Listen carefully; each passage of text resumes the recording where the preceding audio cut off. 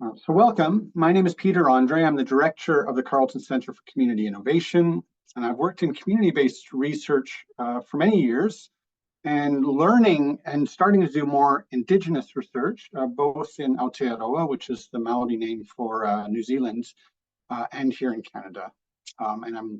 So I have a lot of experience in CBR, less in Indigenous research, and looking forward to learning more here today. The Carleton Centre for Community Innovation is a catalyst and convener. It links research to practice and policy. It serves local and national nonprofit, voluntary, and philanthropic sectors, as well as Indigenous institutions and governments. And our goal is to enhance the understanding and knowledge of the distinct contributions of each of these bodies to community vitality in Canada and beyond. 3CI is located at Carleton University, located on the traditional unceded territories of the Algonquin Nation. Centre is committed to collaborative and Indigenous research. So today's webinar is, I think, the fourth or fifth in a series of roundtables on community-based research that we started in COVID times and have carried forward. And today's event is called Learning to Do Community-Based and Indigenous Research. And it brings together four people who I've worked closely with in various settings, but who have never all been together on the same stage. First, we're going to hear from Catherine Littlefield, who recently defended her master's thesis in the Institute of Political Economy at Carleton. Her community engaged research is with the First Nation of Na-Cho-Nyuck-Dun and the Na-Cho-Nyuck-Dun Development Corporation, which is based up in the Yukon. And her work focuses on customary food practices and community economies. And she currently works for the NND Development Corporation. Next, we're going to hear from Gabriel Maracle. He's a lecturer in the Department of Political Science, focused on Indigenous governance. So he's my colleague down the hallway. His work involves understanding how Indigenous people govern themselves through their traditional practices and approaches, and how that relates or doesn't to the Canadian state. And Gabriel is an enrolled member of Tyendinaga Mohawk Territory, born and raised in Ottawa. Third, we're going to hear from Kaleigh McIintosh. Kaleigh is a PhD candidate in the Department of Geography at Carleton. She's currently in the thick of her PhD research, focusing on a series of case studies based in the Woolastock River Valley in New Brunswick, and on the unceded territories of the Wabanaki peoples. And she focuses on a broad range of stakeholders and rights holders in these case studies on questions of socio-ecological resilience. And then finally, we're going to hear from a discussant on listening to the presentations and kind of sharing some of her thoughts. And this is Mary Laronde. She was born and raised in Dakimanan, which is the traditional territory of her people, the Temiogama Anishinaabe, which is all centers on Lake Temagami in what's now Northern Ontario. She's serving her fourth term on the Temiogama Anishinaabe Council, and she has work experience in environmental conservation and protection, self-government, and communications, including a long career as a journalist. So now to the topic matter.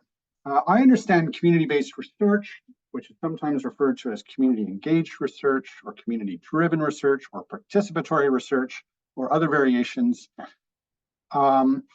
as really about a research paradigm that foregrounds research with community, capital W-I-T-H, defined by communities pursuing priorities that are important to a community, and with the community, whoever that community is. So that's a whole discussion, but with that community playing various roles in the process, from advising to carrying out parts of the research to vetting results, maybe helping to interpret results, and then helping to define how those results are shared, whether it's with policy folk or in research communities and whatever. And it's quite a paradigm shift from the sort of what we might call the ivory tower model of, investigator-driven inquiry. Maybe this is the old model of research where those of us in the university would define a topic and go out and extract information from communities in order to pursue our academic questions. And I use the word extract deliberately there because I think that kind of research is often viewed as and actually can be extractivist, and community-based research is a response that tries to flip that on its head. For me, Indigenous research is a newer concept, though I think it relates a lot to how I've just defined community-based research.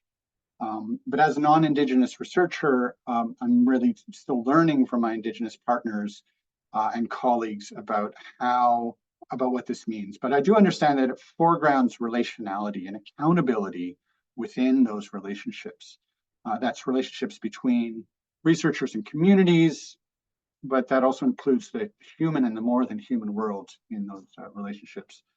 A classic guiding text, and one that I've spent some time with, is Linda Tuihai-Smith's Decolonizing Methodologies.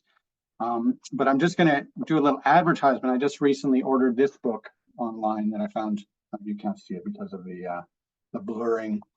Research is Ceremony, Indigenous Research Method. And I learned about this from Jonathan Potskin at an event that we held in October. He was on the stage representing the National Association of Friendship Centers and mentioned that this book was valuable for him. So I encourage you to check it out. It's by Sean Wilson, Research is Ceremony. Okay, so that's enough for me and kind of setting the stage here. I'm now going to, how we're planning to do this is Catherine, Gabe, and Kaleigh and Mary will each speak for 5 to 7 minutes. I asked them some questions in advance to consider, but I'll let their presentations kind of lay out which of those questions they decide to respond to and what they want to put on the table for all of us to talk through. So, well, thank you very much for being here, and I pass it over to you.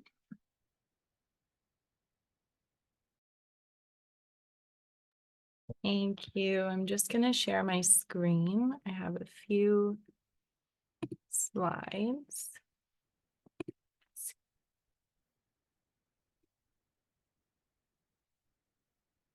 Can everyone see that? Awesome. Thank you for the introduction, Peter, and hi, everyone. Again, my name is Catherine. I'm calling in from my home in Algonquin, Anishinaabe territory here in Ottawa.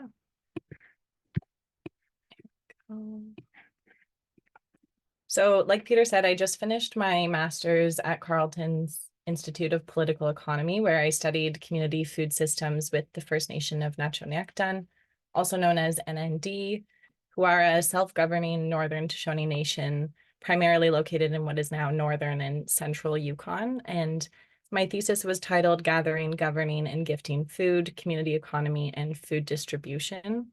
And so I thought I'd talk a little bit today about my methodology in line with this panel's topic and some of my inspirations and learnings from community engaged master's research.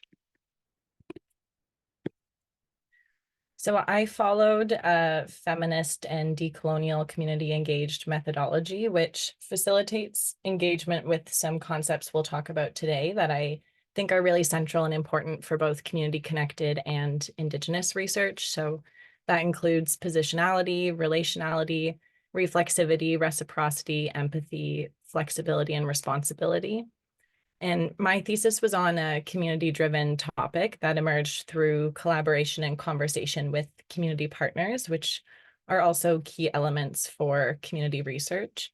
And that topic was how NND's customary food practices and potlatch traditions might inform food distribution and governance. And so I'm reflecting on this as a non-Indigenous settler researcher working with an Indigenous community. And I don't personally say that I'm doing Indigenous research, but I am very inspired by and learning from Indigenous research methods. And I draw heavily on decolonial methodologies to help reveal and challenge colonial paradigms, both within academic research and beyond that, and also to recenter the plurality of the lived experience. So respecting diverse knowledge systems, value systems, practices, and perspectives in their own right. And on this slide, I have the 2 books that Peter just mentioned, which I also find very inspirational and helpful in this process. So there's Decolonizing Methodologies by Linda Tuihai-Smith, and also Research is Ceremony is a fantastic book, and I would also recommend that.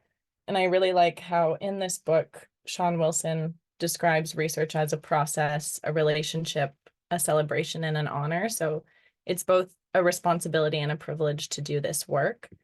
And he also describes research as the many ways and forms and levels of listening, which helps us to learn just how important the idea of listening is. And also that research is the knowing and respectful reinforcement that all things are related and connected. So that really centers on this idea of relationality.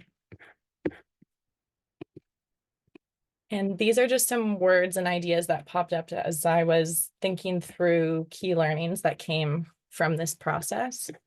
First, it's important to understand and acknowledge that research is always embedded in multiple relationships. And I found my methodology helped to allow me to be led by the community, by relationships, and by the process of collecting and connecting insights rather than directing that process. And so challenging this notion of an objective outside researcher as the sole creator or investigator and leaning into more of a relational intersubjectivity and co-creativity. It's also key to understand that community-based research takes time and trust, and having and expressing intentions is an important part of that. It's also important to be realistic about capacities, both on the part of the researcher and of the community. Related to that, choosing methods with care that facilitate connection, capacity, and fit within context is also important. For example, I did semi-structured interviews as part of my research, and I chose a fluid conversational style that worked really well to allow for open dialogue and to encourage storytelling, which was a key part of NND's teaching and learning. Reciprocity is a really big one, and giving back was really important to me throughout this process, particularly because NND was really inclusive and generous with me. And so I wanted to share gratitude for that through meaningful community research outputs, which was something that I worked on throughout my master's and am now continuing to work on. And on a more personal level, I think reciprocity also includes some of the more simple joys that we can share, like time, space, and kindness. So listening and learning with care and respect, and then also conveying that respect through responsible writing and outputs.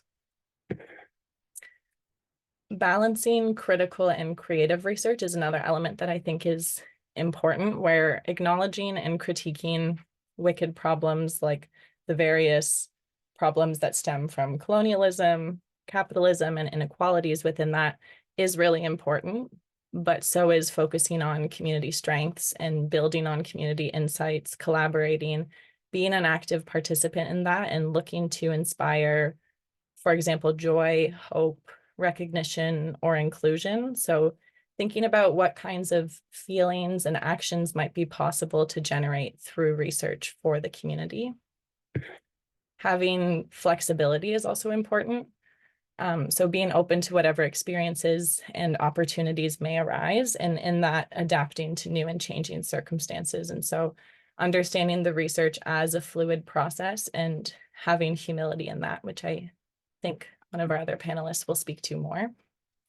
And finally, I learned the value of playing a role of gatherer, connector, or facilitator. So that's embedding in and being led by relationships to connect people, ideas, and places, to facilitate dialogue, and then to glean insights from that. So finding where your time and energy is best and most appropriately suited.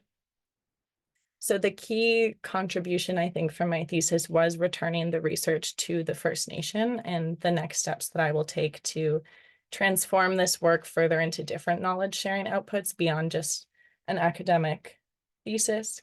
And as Peter mentioned, I now work for Natural Development Corporation as a food systems researcher. So I'm continuing to explore sharing and integrating findings. And this is a really exciting topic to be on a panel for, because I do believe that relational and reciprocal research is really important. And it's also a really meaningful and fruitful learning experience. So thank you.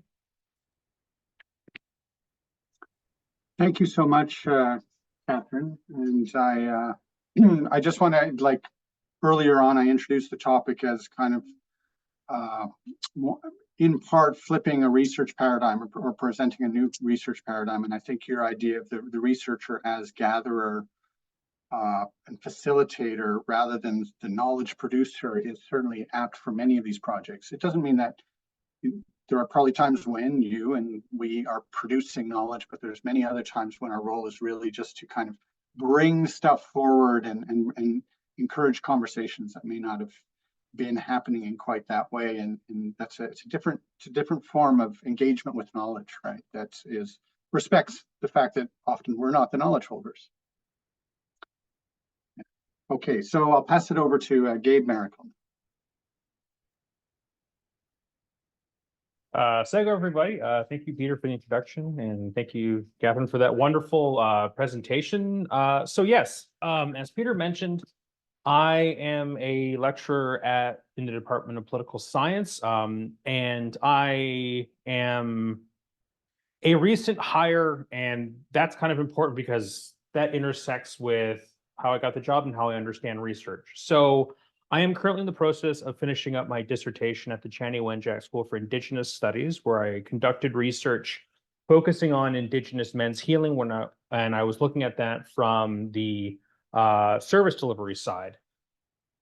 In addition to that, so in addition to doing research within an academic context, I was also a policy analyst for 2 years with the National Association of Friendship Centers, which is the advocacy body, the national advocacy body for the Friendship Center movement, which is a service delivery hub that's based around urban Indigenous peoples all across Canada. There are friendship centers in every province and territory except for Prince Edward Island.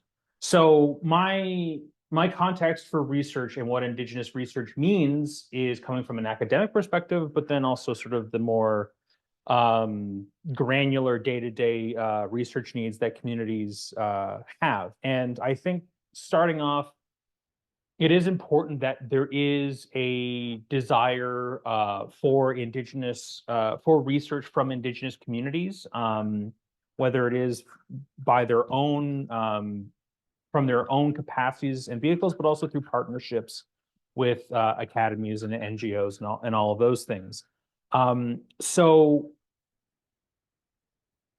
that requires relationship. That's foundational for any sort of community-based research or an Indigenous methodology. It is a matter of ensuring that the research that is being done is rooted in a way that reflects the lived reality of what the Indigenous peoples or Indigenous communities experience. And that also means that communities and Indigenous peoples have a say in what that research is.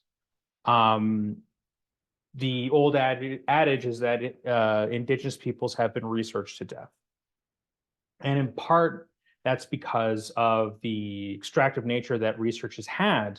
And the idea of engaging with communities in a way that research is useful to them is a relatively new phenomenon, in that it is placing the relationship on equal footing as opposed to the ivory tower having power and lording that power over Indigenous communities. So kind of that is crucial to any sort of methodological approach, whether it is community-based research or if you're an Indigenous researcher conducting research, which I am. It is a matter of ensuring that the research that is being done is of some sort of use to the community. Otherwise, it's research for research's sake. And something that Catherine mentioned that I think is really, really important to emphasize, and something that I feel and I see that is often underappreciated and underarticulated, is that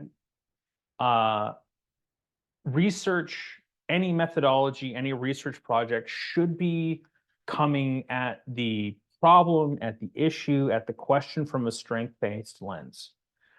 In Canada, in the entirety of the Americas, Indigenous peoples, whether they are First Nations, Inuit, Métis, Nahuatl, Mayan, Aztec, wherever you will find yourself on Turtle Island, have been subject to the dying race theory. The idea that indigenous peoples are, are socially desperate. They're not experiencing the same level quality of life as, the dominant Western political body or anything like that. And that narrative finds its way in a lot of research. It problematizes the existence of indigenous peoples, where research should be highlighting the strengths and highlighting the resilience of peoples, and also ensuring that indigenous peoples are actors in their own stories.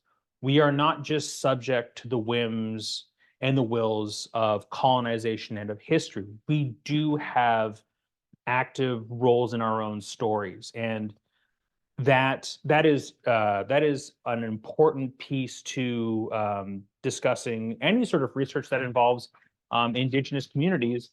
And that tying into that, something that is also important with respects to that is the idea of language. How you talk about indigenous communities and how you engage with indigenous communities in terms of language is a part of that process. Whether it's the idea of using past tense versus present tense and how you write about indigenous peoples. Perfect example. I saw recently that there was an article that said something to the effect of the Haudenosaunee, my people, had a strong governance system, or had a long-standing governance system. Well, that governance system still exists. We have a strong and a long-standing governance system. So even those small changes in how you use language and how you approach issues, topics, and subjects can go a long way in ensuring that your research is respectful of the communities and is an avenue by which to build relationship with them. I think that's all I'll say for now, but I'm happy to elaborate on anything moving forward. Thanks so much, Gabe. And we will, we want to get lots of time for conversation, so we'll move it straight on to Kaleigh. Awesome. Hi, everybody. So I've been doing sort of throughout I'm certainly in the middle of my PhD research, so I'm very much also learning still about the process of community-based research. But my experience sort of started and sort of the sort of overarching themes that for me, I was sort of identifying and thinking about this panel was about sort of the relationships, the time, and finding place within the community as part of the process of doing community-based research. And a big part of that sort of comes with how I came to be doing the research where I am. So I am in Fredericton, New Brunswick, which is the traditional territories of the Wolastoqey, and my research is based around the Wolastoq River. And so a lot of my work started in my master's. I did my master's looking at community-based organizations in a small Pacific Island country called Kiribati, and looking at how community-based organizations and their knowledges and perspectives on resilience were being incorporated into larger the work that international donors and INGOs were doing in the country. And in that initial experience of sort of learning the process of thinking about the research methods, thinking about building relationships and finding ways that researchers can be of value to these organizations, I also found I had a desire to sort of return home and continue my research, in part because I felt that my connection and identity to where I was from would be a valuable contribution as a researcher, as well as I was confronting and thinking a lot about critical questions about a researcher's positionality and place and relationship to historical dynamics of colonialism and extractivism. So for my PhD, I'm returning to my own backyard and to reflect sort of on collaboration and continuing that conversation, using concepts of socio-ecological resilience, I'm interested in looking at the Woolstick to see who is involved in building and maintaining resilience and the complex sort of dynamics in complex and dynamic ecological systems like the Woolstick. And in that you have to, it really emphasizes for me and my interest and experience, the human and ecological entanglement. And I think that's where, for me, my experience is much more in community-based research. I will certainly be learning and am engaging and learning more about Indigenous research methods. But my case studies are zooming in on projects built through relationships with watershed groups and NGOs in the province that are focused on sort of restoration, water quality monitoring, and education. And in that process, I thought I'd sort of zoom in on how I came to kind of get into some of these dynamics and build that relationship, because I think from a lot of ways I felt initially as I was an outsider and an insider sort of simultaneously, and creating relationships and finding place in community were really key to building that out. So sorry. So my one story, I guess I thought I'd share, leaning on one of the questions that Peter asked us, was about sort of a key example of how what brought insight on how to do the work well, I guess, of community-based research. And I think initially I sort of started my research project, or my PhD and research work, within the context of COVID, and so a lot of it was initially Zoom and phone calls, and I think that was a real chance to sort of learn how hard it is to sort of build those network and connections and trust and build a place somewhere without actually being very intentional about setting up approaches and meetings with individuals. And over COVID, obviously this had to be done by phone and Zoom initially, but I sort of learned through the process of volunteering and attending community meetings and events, and sort of resisting my instinct to email when I could call or visit, how the dynamics of relationships existed and what the interests of community groups I was working with were, and how I could both support that and find a place to connect them and be of service. And one of the ways I did that was I became part of a group called the Gathering Circle. This was a group of Indigenous community members and local business owners and entrepreneurs, non-Indigenous local business owners and entrepreneurs who wanted to connect with one another. And I saw a place to become a part of that when they identified that they wanted to look at how they could throw their support behind changing the river's name. The river may more commonly be known to you as the St. John River. I refer to it in my research as the Woolstock River. And they were sort of looking at an opportunity to produce a film and then drive conversation in settler communities about the importance of the river's name and identity. And sort of in the process of the development of that project, I saw a real opportunity for me to better understand the relationship of different wide-ranging stakeholders to the river and its name, and how that was important to their relationship, as well as seeing these conversations ongoing and how relationships of trust and mutual understanding are built, as well as an opportunity to volunteer my time. These are all very busy actors we're working with. I think a number of the speakers have sort of addressed, we can be connectors. We also, as researchers, have a lot more time. It may not feel like that because we're always very busy, but we're sort of in a position to take on some of the work. And so organizing to volunteer my time for a screening, to organize screening and a film panel was really exciting. And an opportunity to sort of witness real-time discussions, but also a chance to feel relationship building within my communities and for myself. And I got to take on a role that wouldn't be otherwise done, also supporting Indigenous creatives as the filmmakers were Indigenous, and see where those opportunities could take me. And then even in helping with technology issues with various panel members in those spaces and stuff like those spaces of service. I learned a lot about both building relationships and the opportunities that come for space to build to learn it from in those spaces. So yeah, that's maybe where I'll leave it for now. Thanks so much, Kaleigh, for those opening insights. And I think the question a lot of students out there will have is how to build relationships. And you've already kind of just go to the meetings, volunteer, find out how you can work on a community project first, and then maybe introduce the idea that you also would like to work on research with them. So that's all really helpful. So I'm going to turn it now to Mary Laronde and just get her thoughts. After our October event, we had some feedback that we needed more community perspectives as we talked about, this kind of engaged research work in the academy. And I agree. And so I've been working with Mary on organizing a field trip that has been happening for decades, frankly, to go to her community's territory on the northern shores of Lake Temagami.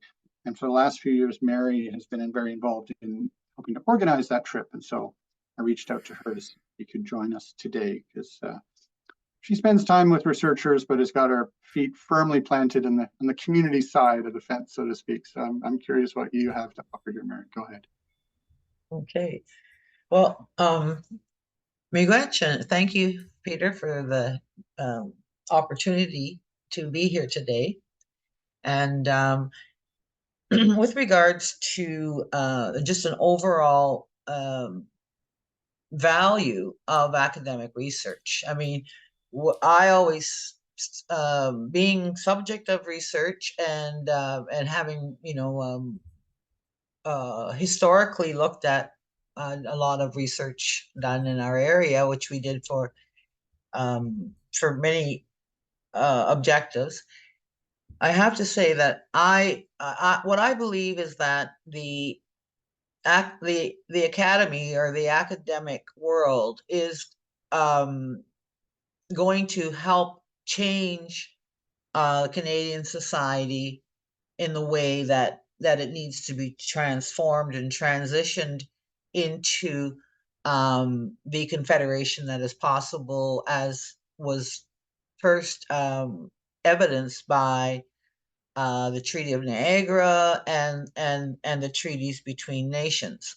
And when you say that, a whole bunch of values, or probably preconceptions, and conceptual baggage probably comes up.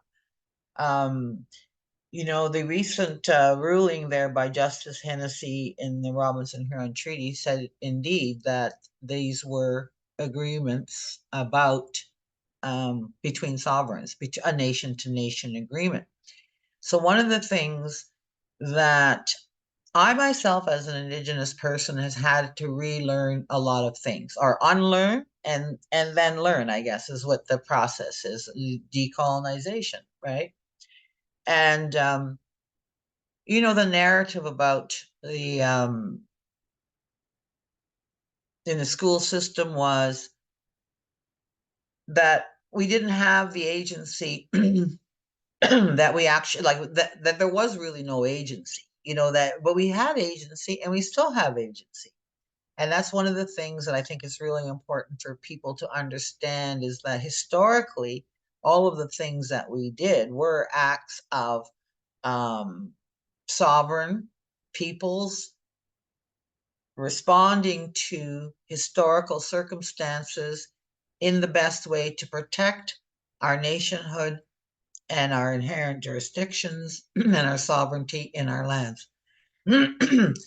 Now, those are all concepts that we were taught something totally different, that we surrendered, that we sold the land, and many of these things. But when you look at the historical context, because of all of the research, but added with that the oral tradition of the people, and that story, you come away with a whole different understanding of what that relationship between the Indigenous nations and the settler nations, governments, and the people really were. And so there's, like I say, so what I was thinking about bringing into this was this conceptual baggage.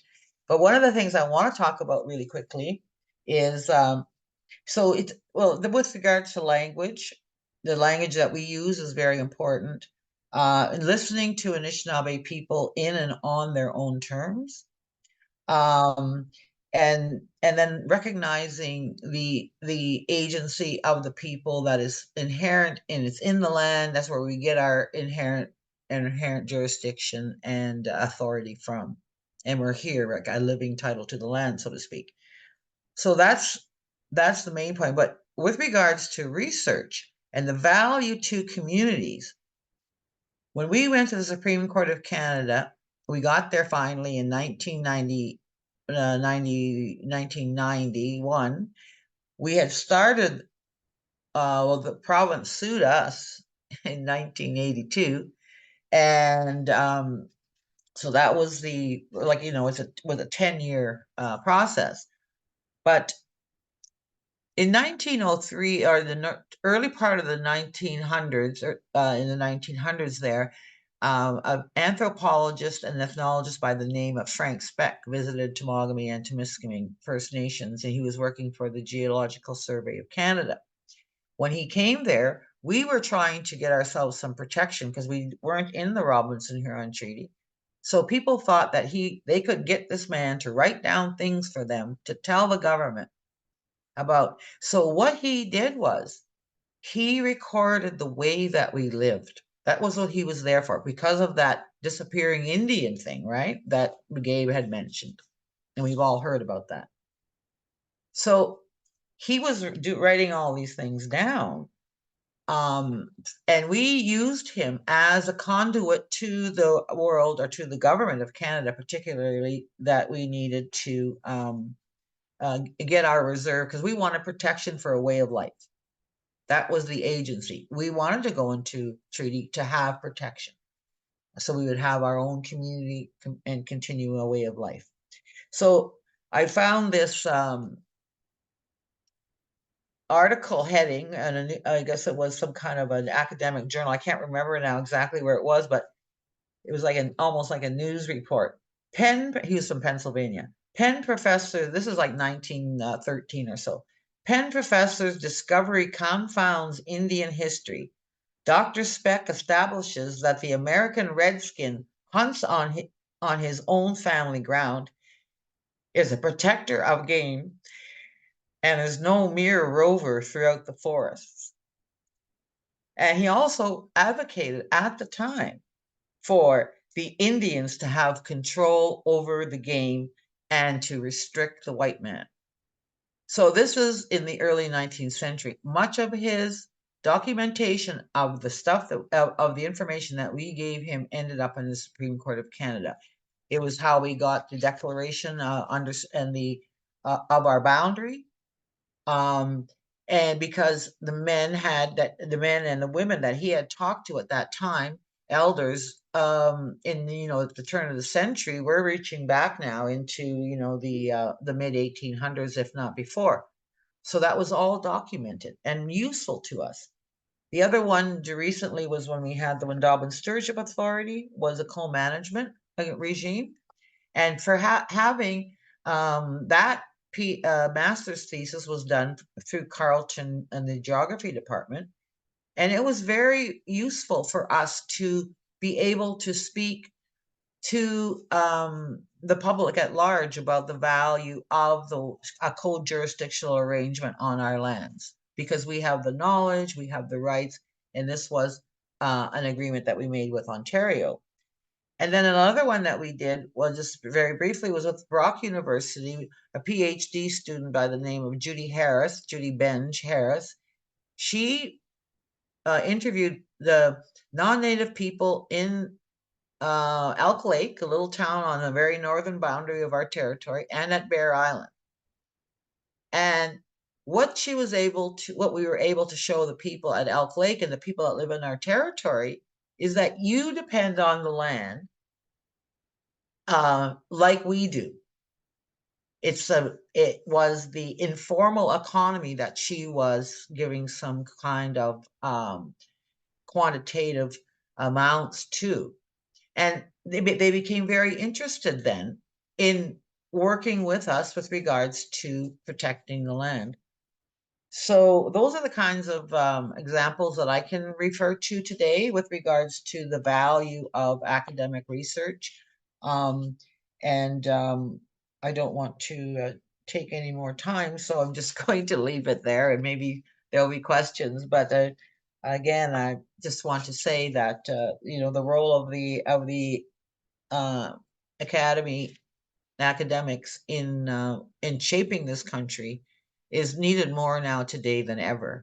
And now that we're on this non-extractive research path, I think that and if we can make partnerships with people at various universities and various disciplines, that it would be very, very helpful to us to get the message out that this is indeed Indigenous land, that Crown land is a fabrication, and we have a right and a responsibility to look after our land. And here we are, living and breathing the living title to the land. Miigwech.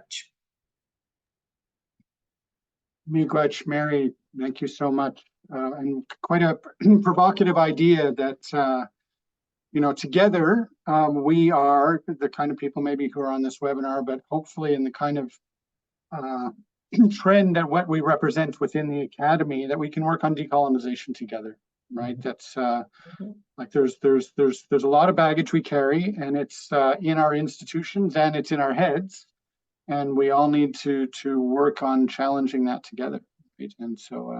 And so interesting, those examples you brought up of research going right back to Frank Speck, and how, you know, that because people have challenged and problematized his work, right? But you've also been able to use it, and you used it at the Supreme Court and in ongoing processes to have your people and their historical ties to the land recognized. So that's really interesting. Thanks. So we have still, you know, almost 45 minutes, and I could throw out some questions, but I also just want to open it up to the audience here. There's a lot of people with lots to say here, and I'm curious. You can either raise your questions in the comments, or I think you can open up your screen, raise your hand, and we'll start with Giuseppe Amatuli. He's got his hands raised. Welcome, Giuseppe. Nice to see you. Thank you, Peter. Nice to see you, and thanks for organizing this. It's been so interesting. I actually have couple of comments, and I would like to. Maybe I'll ask each of the people who ask questions also to introduce yourself and just like. Oh yeah, for sure. So I am Giuseppe Amatuli. I am a postdoctoral fellow in the Rebuilding First Nations Governance, and before coming to Ottawa, I worked and live in northern British Columbia, where I performed field work with the Doig River First Nation in the context of my PhD that I obtained from Durham University, UK. Now, my question is actually about building trust and relationships with community, and I would like to follow up on Kaleigh, that she actually mentioned. Well, you know, how do you build the relationship, right? You basically need to live in the place. You go to meetings, you start volunteering, and then you see if actually something can be done based on community needs. And I believe that sometimes my feeling is that in academia we are still quite far from that, because we conceptualize our research and then we decide, okay, we need to do the research on this and on that, and sometimes there is such a disconnection. So I'm really glad and pleased to listen to you, Kaleigh, and I totally agree on this kind of, you know, approach to establish genuine relationships. Which brings me to my next comment about having fluid conversation. I loved what Catherine said about, you know, when I did interviews, I actually used the fluid conversational style, because I define my ethnography as a freestyle ethnography, where I don't really like to say I perform the interviews with people, but I say I had conversations, because I think, you know, the word interview is somehow inherently colonial in many ways, and also, as Mary was saying, you know, it looks like there is a subject that must be studied, right? Research. So I think I just wanted to make some comments, and I think this is such a great discussion that we are having, because we are touching upon so many interesting and important things that we must use and implement in academia in order to do community-based research according to community needs, and not according to the needs of academia or funding bodies or whatever. So thanks for this. Thank you, Giuseppe. We'll go to the panelists to have your thoughts, the responses to this question of, or about building relationships, because it's so fundamental, right? And I would like to add a twist to that and ask if any of you want to speak to what is the relationship between building relationships and what you do and do not say and write about in your research. Because I think, because there's a piece of this that's also about responsibility and about maybe sometimes not going down particular paths while going down others. So this is getting into the stickiness of doing this work, and sometimes the conflict between academic inquiry and a sort of a spirit of discovery, which can get extractive, and sort of really being attentive to norms within a community and topics that maybe we do and don't get into when we're working to build those relationships. So I made it stickier, but I wonder if any of you want to get into that. Gabe, I think I saw you smile. So do you want to speak to this?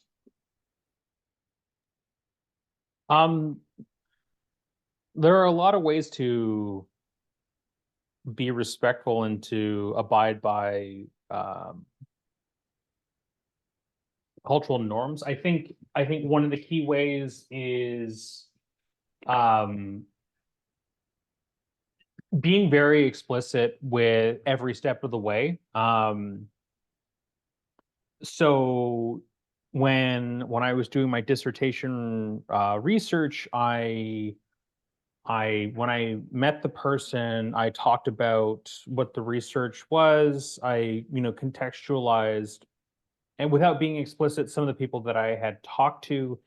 And I ensured that after the interview was done or the conversation was done, because I also abide by the semi-structured approach to doing interviews, it's as simple as I gave the person a copy of the transcript and said, whatever you want in the project, leave as is, and whatever you don't want, you can mark as not wanting, and then I can kind of operate around that, and ensuring that there is an open dialogue with them, with the participants, saying like, oh, I'm at this stage of the project where I'm writing, or I'm at this stage of the project where it's going out to committee members and things like that. Just and working to make sure that the lines of communication are as open as possible is a really simple way. Now, that does mean it's time consuming depending on what the approach is, but it is those types of things that are important in ensuring that there is that respect given to the people that you work with and to the knowledge that they have gifted you and that you're using. Great, thanks, Gabe. Does anybody else on the panel want to speak to the question I just raised? And then I see Nikki has her hand raised, so I will go to her next. But if anybody else on the panel wants to speak to that question or to Giuseppe's comments. I could. I guess. It is. I mean, a lot to echo what Gabe's saying, that having that constant dialogue about when and also I think a lot of it is built on spending time and being and recognizing sort of when are we having a conversation, which I guess does make it tricky because you're wanting to have these ongoing conversations, but making sure everybody knows when it's a conversation that I am writing down or taking notes, and just because you are going to be interacting so consistently.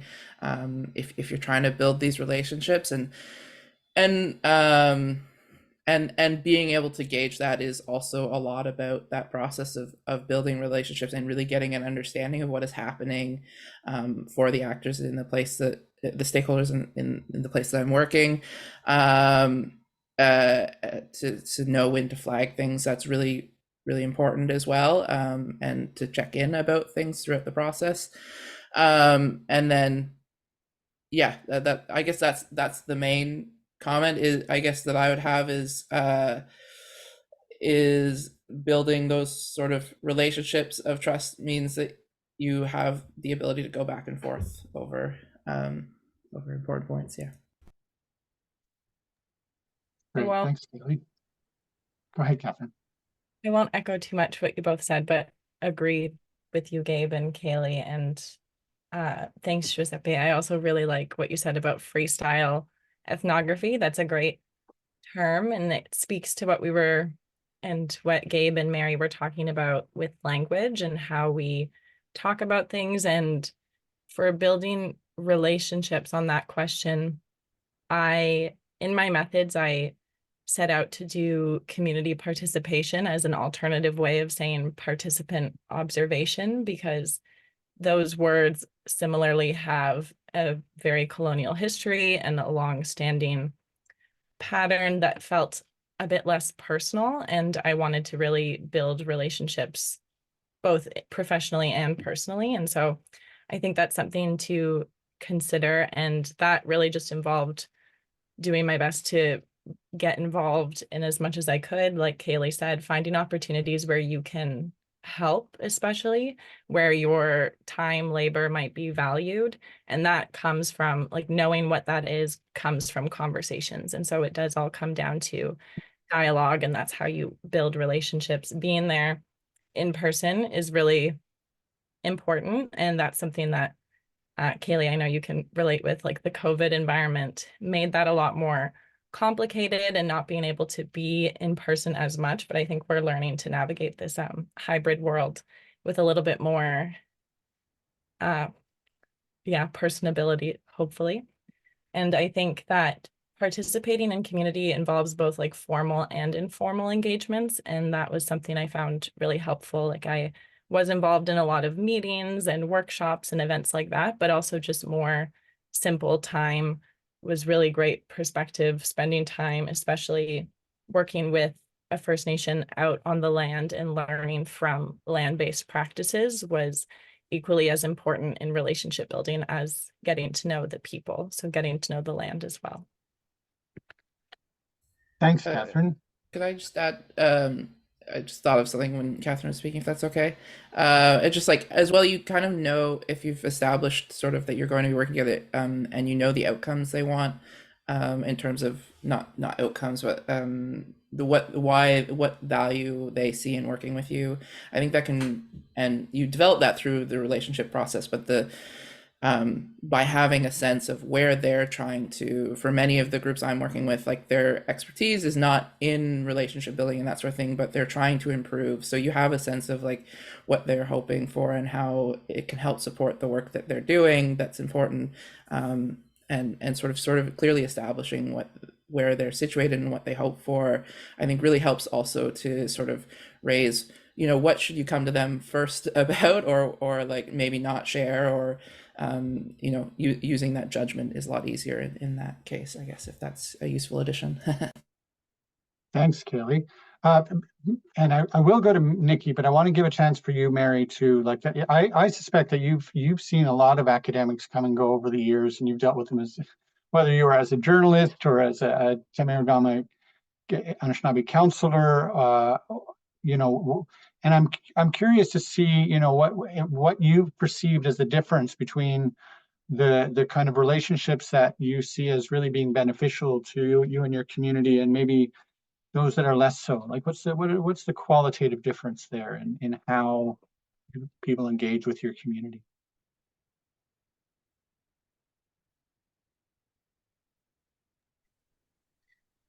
I'm not sure I understand the question, Peter. You mean like how people engage? Is that what Well, you're talking about?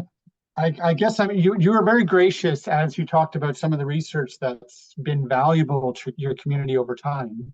But I suspect you've seen both types of research that we might classify as decolonizing, maybe some of the stuff that we're trying to talk through today, and other researchers that are not so much that way, or maybe that are more in the extractive mode. And I'm wondering how you've experienced the two, or how would you but maybe I'm making assumptions here about what Yeah, you well, I haven't experienced like the latter as much because because we didn't engage engage with them if they dared going to sort of be, it was sort of what we wanted to.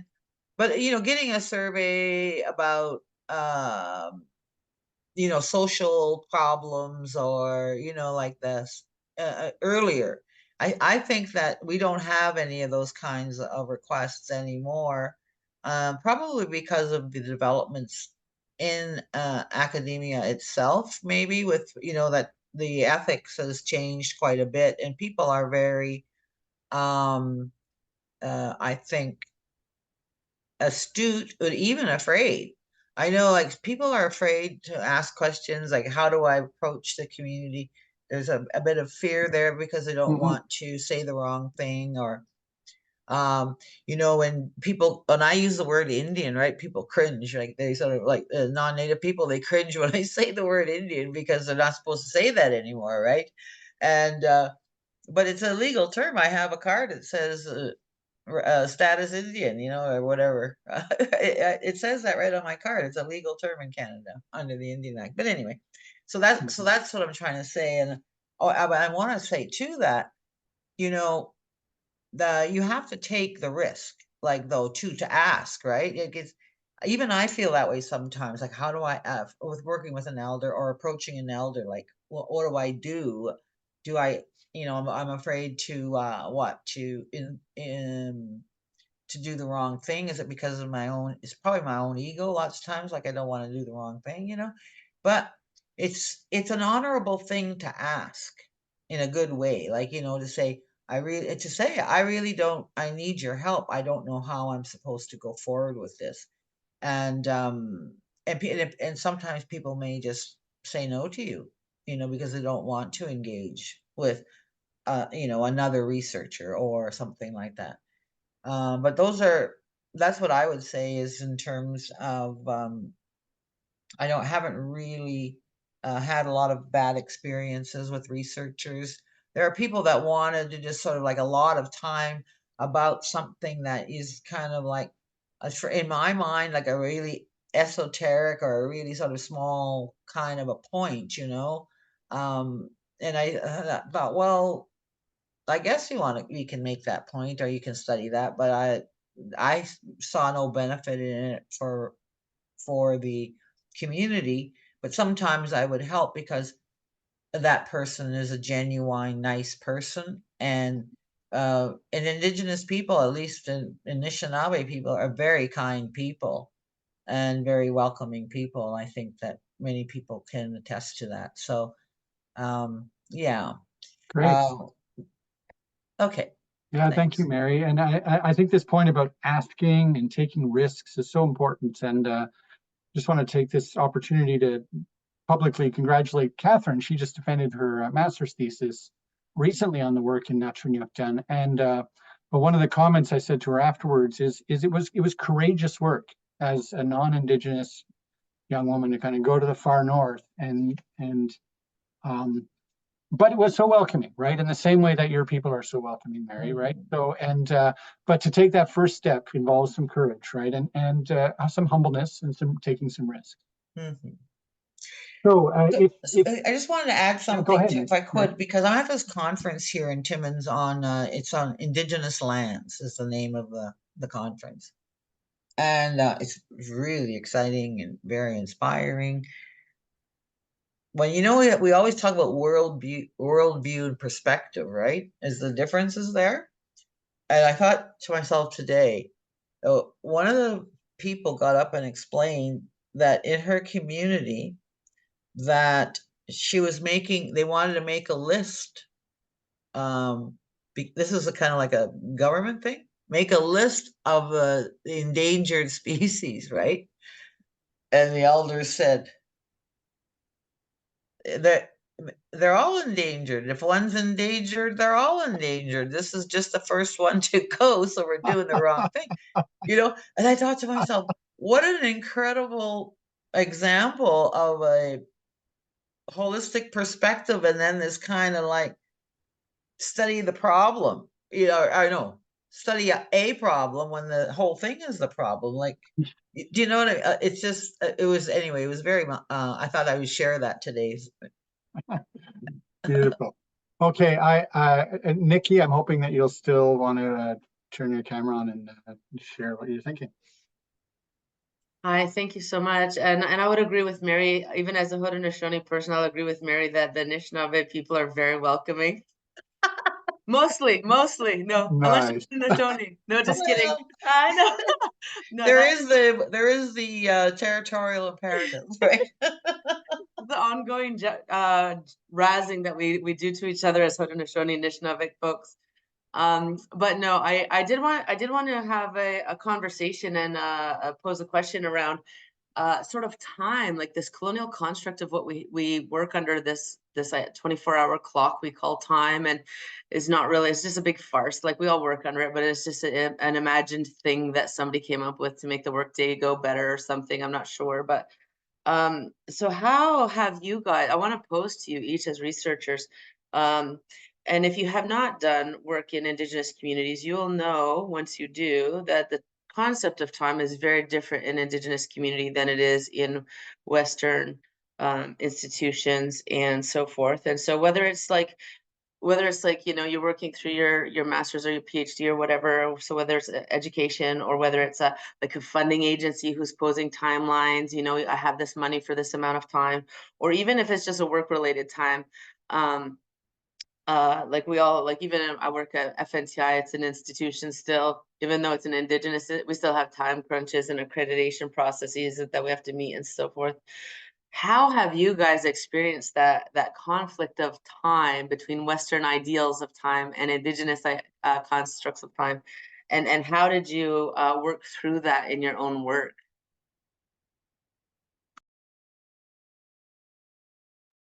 I can take a crack at that. So for one thing, it's being cognizant of, actually, in a way, part of it is being cognizant of the land. And what I mean by that is that when doing community engagement, whether it is as a defined like First Nations reserve or something like that, or even if it's a matter of engaging with something like a friendship center, being cognizant of the land and the people's relationship with that land is important. And what I mean by that is that understanding how ceremony season works into communities, that impacts people's availabilities, understanding the importance of certain migratory patterns of animals and harvesting seasons, because those are crucial to a lot of First Nations communities, understanding that, in certain parts of the summer or certain parts of the fall, nobody's really around because they're out doing traditional trapping or hunting. I think having an appreciation for that time is crucial to any sort of design process. And then adding more from an organizational perspective, or more from the perspective of someone who has done research in a friendship center context, and as being a member of the friendship center movement, that people are stretched to capacity, and in a lot of instances, certain periods of the summer are when no one's around. So that means that there are going to be vacancies in terms of what people can respond to. And that also has to be critical in any sort of research design, because you might think, or I might think, that the project that I'm working on is the most important project in the world, but for a lot of Indigenous communities, peoples, and organizations, that is something that if it's at the side of the desk, that's a good thing. It might have already even fallen off the desk. So I think being cognizant of how time is conceptualized and used within an Indigenous context is important to make sure that the research project can go as smoothly as possible. But that doesn't mean that aren't going to be bumps along the way.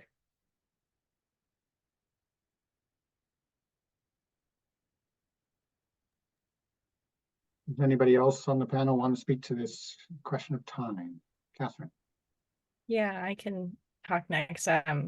Gabe, I like what you said about the land's time as well, and land relations within that, because I found that was something that I learned a lot working with Natronyakton, who are a very seasonal society, especially living far north. There are times of the year that would be ideal, for example, for a researcher to come in, and there are times of the year where it would not be, like people might not be around. And so getting to learn that.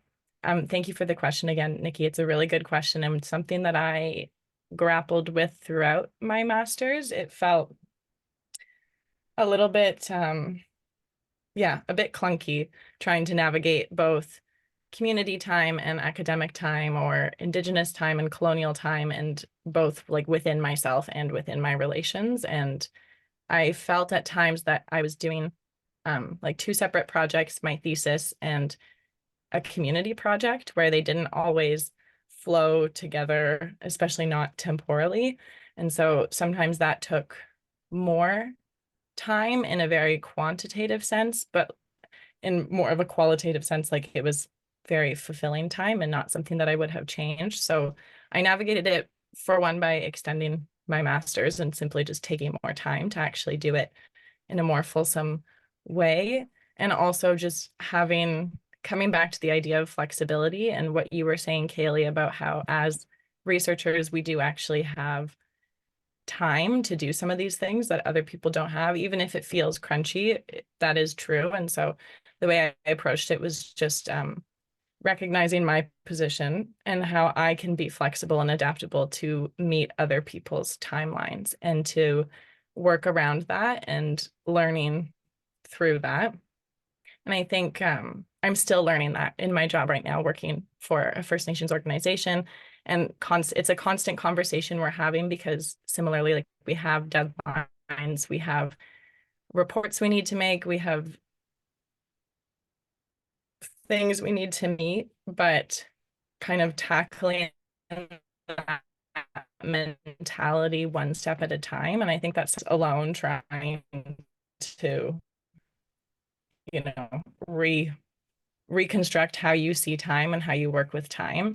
That can be a little bit maddening. And so working together to try and reorient how we're taking bite-sized steps to tackle different things in a good way. Thanks, Catherine. I just want to raise something, especially for the students who are here. And I think you'll probably agree, Catherine, that in general, doing community-based research with a community, and maybe in particular Indigenous communities, is a real challenge if you're trying to do it within the framework of an honors research essay, i.e. 1 year. And it's still a huge challenge if you're trying to do it within a 2-year MA thesis window. And in fact, the general advice might be to try not to do it that way unless, and I think this is really important, unless you've got the relationships already, right? Or your supervisor has the relationships, or the institution and its research center has connections, because that's where the relationships matter so much, to being able to have a basis for having those initial discussions about what's important to you and how. And then the next word here is flexibility, right? So that, and I saw this in your work, Catherine, as well, that, there was a relationship with Natronyakton already at Carleton. There were some priorities that they had already defined, and you kind of stepped into that, and then were willing to be flexible, right? And so I think that's all becomes really important. Mary and Kaleigh both have stuff to stay on time, so we'll go to Mary first. Yes, one of the things being well, we have a small community on the land of Bear Island and in the town of Temagami. We lack capacity in many of the things that we need to do. So on council, if you're on council, and not everybody, but people that have the capacity to do stuff, I'm telling you, you could work like 24 hours a day, and it's so that part of the time is really like we're always under a time crunch. And then there's always the timelines that being imposed by government, like for example, to review the annual work schedules, like in a 2-week window or something. And we need to say no is what we need to do. But to government that are expecting these turnarounds, we're always being put under some deadline. And as a journalist, deadlines are they're a burden. But anyway, what did I want to say about time? Oh yeah. So that's one thing is people who are going to many people are really taxed already for time. So that's one thing to look at, and then as Gabe and others have said, there's a seasonal considerations as well. But one of the things that I just wanted to leave you with a little bit of humor on at this point is that what time is the sunrise ceremony?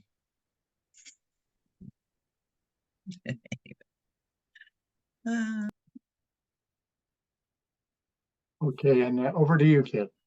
Yeah, so just kind of building a bit on what everybody's saying, but I think the flexibility of being a researcher that I kind of touched on and I think was trying to highlight a bit in organizing the film screening, but also there's a lot of things that I go and do that I think if I had to like fill out a time chart, it would be like, why did you go to that? And it's because somebody invited me that I would like to speak to, or I would like to build that relationship, but they're too busy. But often they're organizing events that attending is helpful to them. Like I'm helping either volunteering with something or just having more of the public come and bringing friends and that sort of thing is supporting their event. And then who knows who they will introduce you to in that setting, or when the chance will come up to. You're obviously reading the situation, right? You don't want to burden somebody again when they're hosting or running an event that is important to them, but often that showing up in these spaces sort of creates maybe they don't have time for you, but they might remember that you did send them an email, and maybe they'll pick to answer that, or maybe we'll have a quick conversation about the possibilities or something that I needed to ask, or I'll get that intro to somebody who I have been trying to get in touch with. But I think that's a lot of it, is that flexibility and that time that is maybe hard to account for in a sort of this was valuable because of X reason way, I guess. Yeah. There's a lesson I've also learned as a community-based researcher that relates to what you've just said, Kaleigh, and that's rather than organize a new event to have a focus group on, the topic that you're working on with the community, how can you piggyback on something that's already happening, right? So that you're not asking more time of participants. You maybe will have your audience who will already be there. And, it all speaks to kind of the idea that, hopefully your project is something that's also a community priority, and then you're really building on what the community is already doing and how it's gathering in its own rhythms and trying to fit in with that, as opposed to sort of imposing something else new on top. Okay, it's 1:20. We still have a bit of time for questions or comments. So anybody else out there want to put their camera on or raise a hand? Speaking of time, normally these sessions are 60 minutes, but we decided to bring this to 90 because we thought it would need it. So, Fran, go ahead.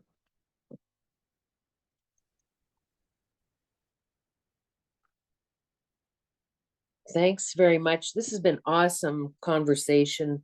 So many good ideas and experiences shared, really valuable.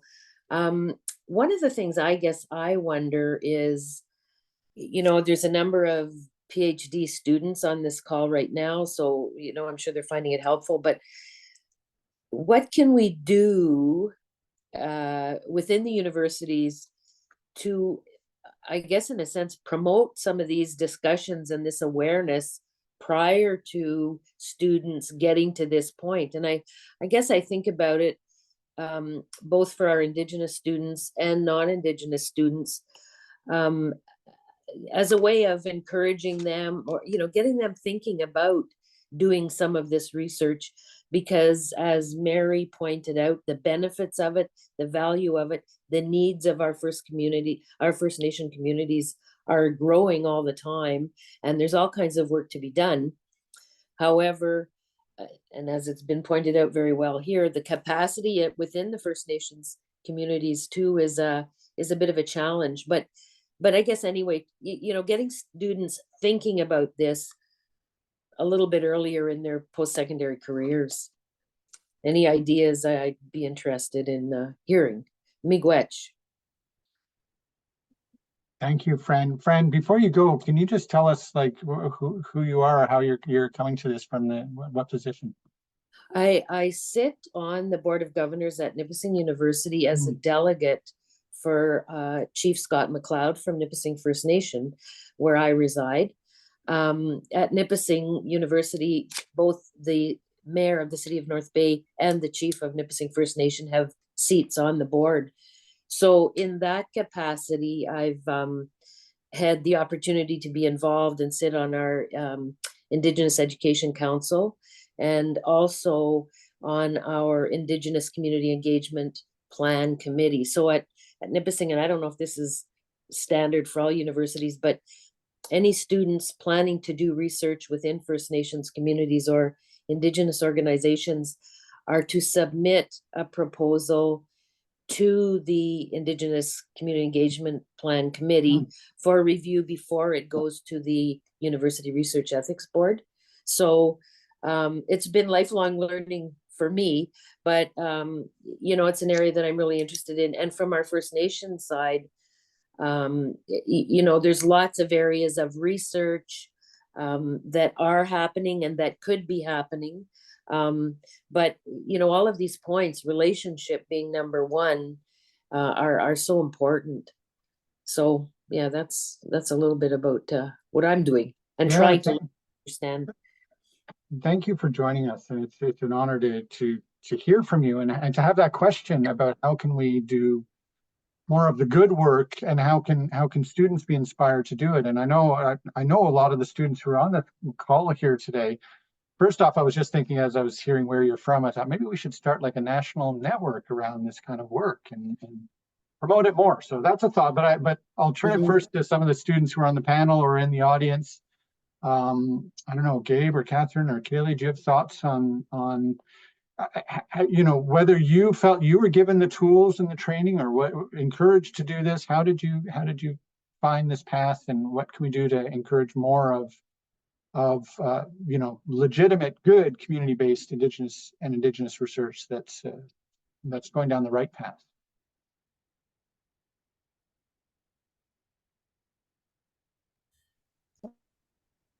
I'll go first briefly, Kaleigh. That's a really good question, and I would love to talk about this for hours, because I feel like there's so much that could come through that conversation, and I like the idea of a network, Peter, also. But that was my first thought, was like my research emerged from a memorandum of understanding, a partnership agreement between Carleton and the First Nation of Natchiniacton. And I think that is a good example of a place to start, like building more of those kinds of partnership networks where you have the avenue for dialogue. And so not necessarily to bring researchers in, but also just to constantly be sharing what are the needs, ideas, and priorities, because then there can be kind of like this this bank of ideas where maybe there would be ways to get students involved in different ways, and maybe there's like smaller projects. I think that would be a good way to think about it too for students. And just quickly, personally, I took 2 courses in my undergrad that were community engaged research courses. And that's how I first really got into this line of work. And I think that the more we can do, especially early on in people's academic journeys, the more that will inspire, because after taking those courses, I knew that that was the kind of research I wanted to do. And I don't know if I would have realized that potential had I not taken that opportunity. I'll pass it to Kaleigh. Yeah, I think kind of echoing a bit. I guess maybe building out sort of better or a network of projects and students and people working in this space, I think is really valuable. I know, like, even thinking about even in my own work, there's like probably 5 or 6 things I could identify that somebody could come do, but I can't take on in the scope of my work. And so building that connection, and also like the ways that it can be a bit of a sort of a very individual process while you're trying to do quite a community oriented thing as a researcher. So I think that might be really valuable. I think also, maybe finding ways to introduce it earlier in the process, because I think it is sort of an idea that can occur, but the scale and scope and time and the way that it will consume it is maybe not always so clear at the start when you're first taking this on. And so I think maybe more early introduction, I guess, to that process of setting up realistic expectations and the importance of relationships in the work that we do, both for yourself as a researcher and every researcher that comes after you. Yeah. Thank you both. Gabe, you and I have a conversation to have about whether we should start some kind of methods course in our department here. That'd be fun. Yeah. I think for me, the way to get people, students, whether they're undergrad, masters, PhD students, sort of engaged in working with First Nations communities, is bringing communities into the university. As we've talked about, universities are often characterized as being ivory towers and sort of disassociated from the goings on at a local level. And I think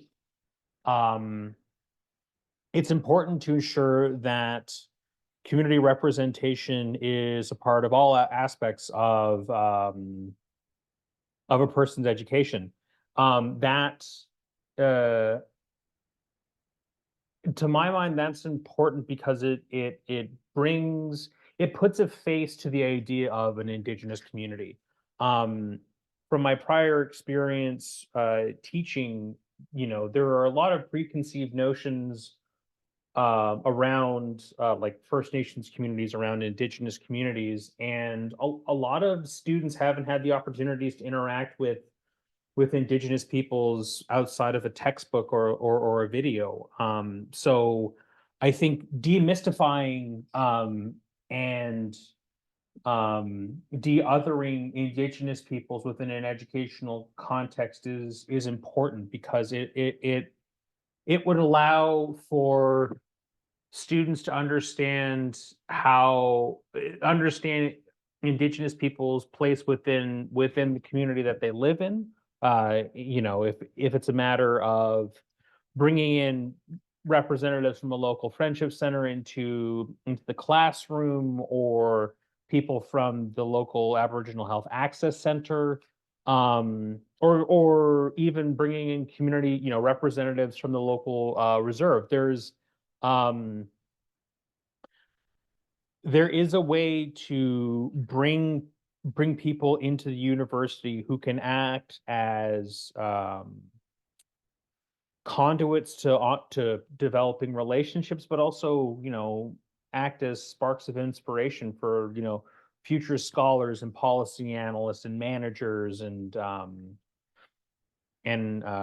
researchers. So I do think it's important to bring people into the academic setting so that students are exposed to as many different peoples as possible and as many different experiences as possible. Thank you, Gabe. And I think we're going to end on that note, but it was a really good point to end on, and really and reminds me of the relationships that have brought this together. I served on Kaleigh and Catherine's committee. I'm connected to you, Gabe, down the hall. And I know Mary through our work of bringing students onto the land, onto her land and traditional territory. And Mary's become very up at Camp Wanapate. Give a shout out to them. And Mary's become quite involved in the programming and bringing some fantastic speakers and facilitators into that program. So, like, I think we're on a really good path here of building stronger connections both ways, right? Between First Nations communities, Indigenous communities, and the academy, and having students out, and hopefully in ways that are respectful, reciprocal, adding to capacity, not draining capacity, but adding capacity, right? So I will call this now to a close. Time has caught up with us, today's time, but there's clearly strong interest today. So I would be happy to host something like this again in the near future. So please fill out the form before we turn off the Zoom. Click on that link so it opens a window on your computer. You can tell us what you liked and what you'd like to hear more of or didn't like. And then if you have ideas of topics or speakers, and it might even be yourself saying, I think I'd be willing to kind of share some of my story and be in that position the next time around, then we'll make it happen. So I want to take this moment to thank Genevieve Harrison for doing the tech and organizing all of this, working in the background as the 3CI administrator. And I would very much like to thank Catherine and Gabe and Kaleigh and Mary for sharing your insights and your time. I have so much gratitude for you and for everybody who spoke and everybody who shared today. So thank you, and we look forward to doing this again in the not too distant future. Bye, everybody. Thank you so much. Miigwech. Gwetch. Ciao, everybody. Bye. Bye.